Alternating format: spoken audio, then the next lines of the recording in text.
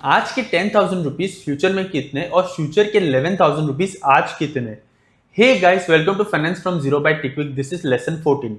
Last lesson में हमने समझा था कि पैसा कब मिल रहा है उससे भी उसकी वैल्यू चेंज होती है। अब इसी बात को एक सिंपल एग्जांपल के साथ समझते हैं। मान लीजिए आपके पास 10,000 रुपीज है। सिर्फ एग्जांपल के लिए मान लेते हैं कि ये पैसा एक साल में 10% ग्रो कर सकता है। 10% ऑफ 10,000 रुपीज इज 1,000। तो एक साल के बाद आपके पास होगा 10,000 plus 1,000 which is equal to 11,000। Simple है, राइट? मतलब आज के 10,000 रुपीज की वैल्यू 1 ईयर के बाद 11,000 हुई है। इसी को फ्यूचर वैल्यू कहते हैं, यानी आज के पैसे की फ्यूचर में वैल्यू कितनी होगी।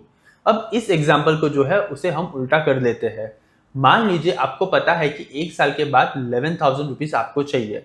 अब क्वेश्चन ये है कि आज कितने पैसे होने चाहिए जो 10% से ग्रो होकर 11,000 बन जाएंगे।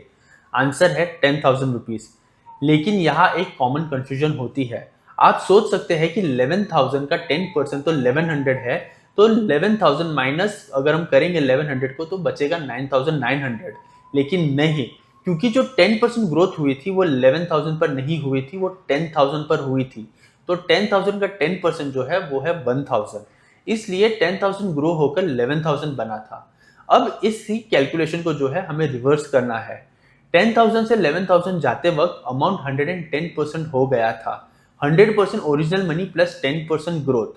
110% को डेसिमल में हम 1.10 लिखते हैं।